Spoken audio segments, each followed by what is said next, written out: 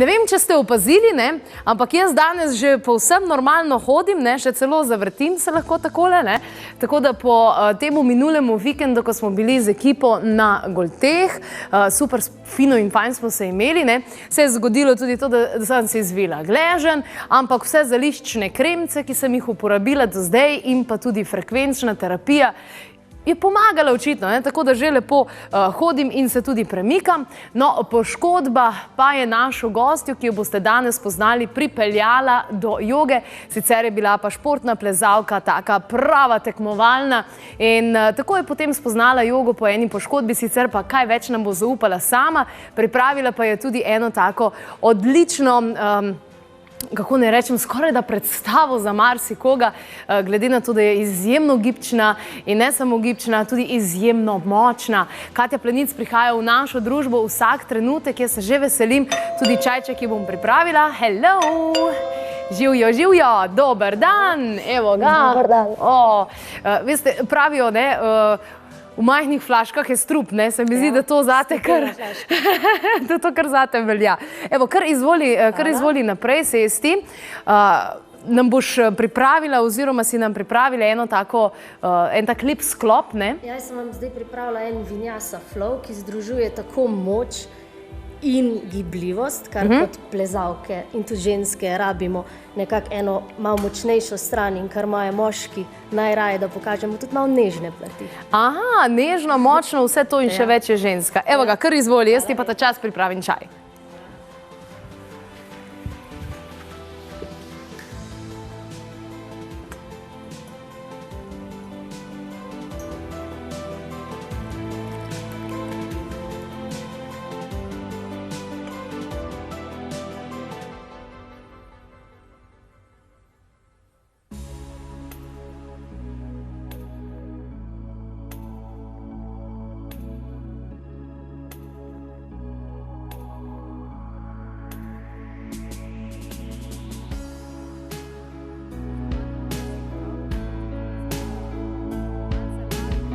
V resnici, kot učiteljica joge lahko to vsekakor potrdim, da ni tako zelo preprosto, kot se morda sliši.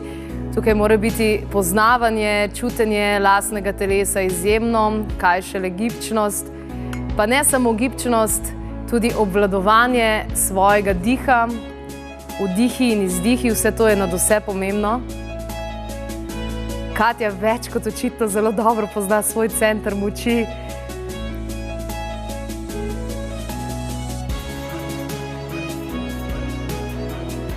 No, to je strešica, ki smo jo tudi mi že sami izvajali.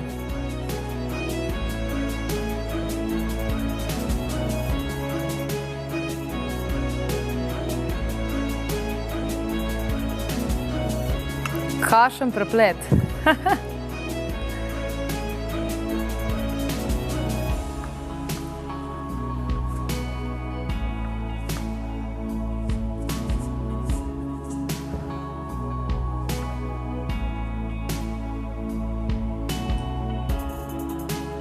Kot je napovedala Katja, nežna, močna, izjemna vinyasa.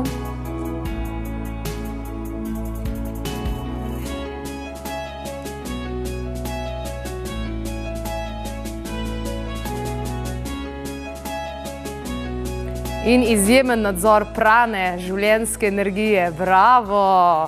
Evo ga takole, jaz ti takoj postrežem s čajčkom. Malo mi je blazina vmes ponagajala. Ja, se si navajena. Takole izvoli. Nekdo te bo prišel tudi ozvočiti, zato da se bomo mi lažje in bolje slišali.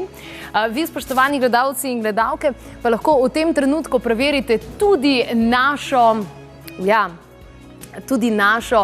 YouTube stran oziroma YouTube kanal Klepet ob kavi, kjer lahko pravzaprav najdete vse posnetke, ki so se kadarkoli zgodili v naši oddaji. Lepo imate naseckane 13-20 minut, tako da nič niste pravzaprav zamudili, tudi če v resnici ste na naši spletni strani www.klepetobkavi.si.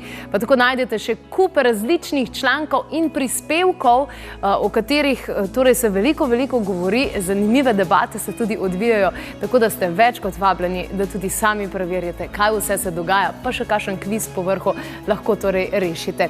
Katja, zdaj se pa že midve slišiva, ne? Odlično. Torej, kdaj si se ti spoznala za jogo? Malce je bilo povezano s poškodbo oziroma za nekimi ključi, ki so se obrnili, da si začela z jogo.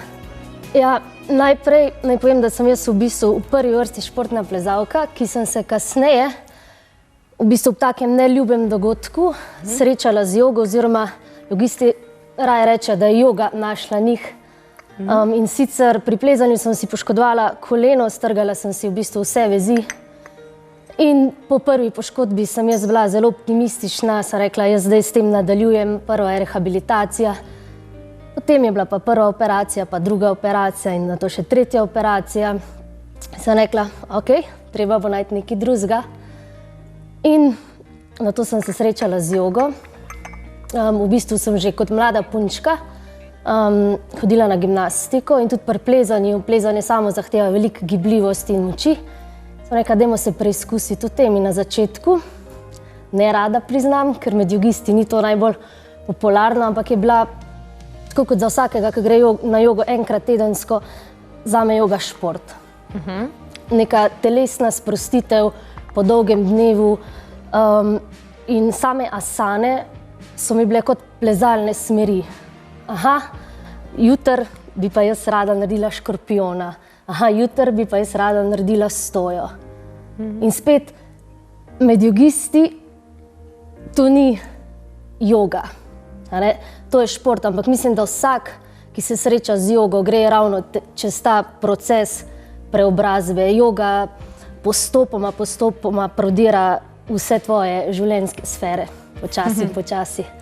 In nato sem začela z enkrat tedensko, dvakrat tedensko, potem je pa joga postala moja vsakdanja praksa. Odlično. In tudi zdaj, verjetno, skoraj da zagotovo, ne glede na vse zmogljivosti, ki jih imaš, se mi zdi, da se negujeta druga drugo. Ja, zdaj pa nekako se joga in plezanje prepletata v mojem vsakdanjem življenju. S kolegico sva na Ravnah na Koroškem odprli plezalno-jogijski center. Bravo. Ja. In v bistvu ponujava nekako dve komplementarni dejavnosti. Želeli sva si to združiti in ponujava najinim gostom, mamicam in otrokom, da ko so otroci hkrati na plezanju, se mamice lahko udeležijo joge in ne rabijo laufati po nakupih, po kavicah in imajo v bistvu neke vrste varstvo za 1 uro, da so zelo navdušeni. Super, odlično. Bravo, bravo. Usklajevanje diha, recimo za gibom, o tem smo govorili tudi z Blažom Bertoncem v eni od prejšnjih oddaj, tudi ta posnetek si lahko gledate na YouTubeu. Se mi zdi, da ko sem bila tudi sama v tistih prvih fazah spoznavanja joge, kjer mi je bilo, tako mora izgledati, nek položaj, zdaj bom pa to naredila, hitro ugotoviš, da pozabljaš dihati in da sploh diha ne obvladuješ. Prepogosto pozabljamo dihati. Tudi sama, recimo, ko sem se na začetku gnala samo za asanami, hitro pogruntaš, da stoje niti ne moreš držati, če ne dihaš. Predstavljaj si, da greš teč 800 metrov brez da dihaš. In tukaj sem tudi najdla eno podobnost, recimo s plezanjem.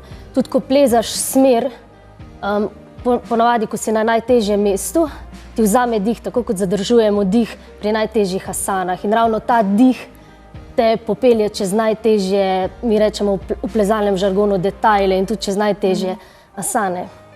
Odlično. No, sama kot učiteljica joge nikoli ne rečem, da sem učiteljica joge, ker imam občutek, da joga mene bolj uči, kot jaz njo. Ampak pustimo zdaj to, mogoče lahko tudi ti naše gledalce in gledalke malce usmeriš v to, da je joga pravzaprav primerna za vsakogar, da to ne pomeni, da morajo take zahtevne asane, ampak da jih malce spodbudiva, da se odločijo za to. Ja, kar je pri meni najbolj všeč pri jogi, je, da joga nima spola, nima starosti, ni pomembno, a se sami sebi zdite pretežki, presuhi, preveliki, premehni, vsak začne nekje. Tudi jaz sem sama, recimo, zaradi kolena imela številne omejitve. Meni se je zdel lotus odsvet enim najbolj preprost položaj, praktično nemogoč. Zdaj z leti prakse, z dnevno prakso postane vse mogoče in treba je biti samo dosleden in moraš si želeti. Odlično. No, evo ga. Takole, odločitev je seveda tista prva, ne? Tako. Ja, evo, super, odlično. Najlepša hvala, da si nam zaupala vse to. Evo, za na konec bi pa še eno asovno tako preprosto radi videli. Katero priporočaš tale trenutek za naše gledalce? Če mi bo Gležan dovoljeval, jo naredim s sabo. Ja, deva. Ok. Pa ko so že prej vadi, lahko bojevnika. Aha, dobro. Virabhadrasano. Dobro. To je eden izmed takih osnovnih položajev. Imamo Virabhadrasana 2. Takole položaj bojevnika, zato da se boste dobro bojevali z vsemi situacijami, ki vam jih prinese življenje. Tako bom šla kar iz položaja, tale moj Gležan, ne? Zdaj se pa že malo ven mečem, ne? Tako da, evo, Katja, najlepša hvala, da si bila danes tukaj in hvala tudi sponzorju današnje rubrike. Gre za blagovno znamko Prana in tudi vam želim veliko prane v vašem življenju, torej te življenjske energije. Namaste. Namaste. Ja, zanimivo je.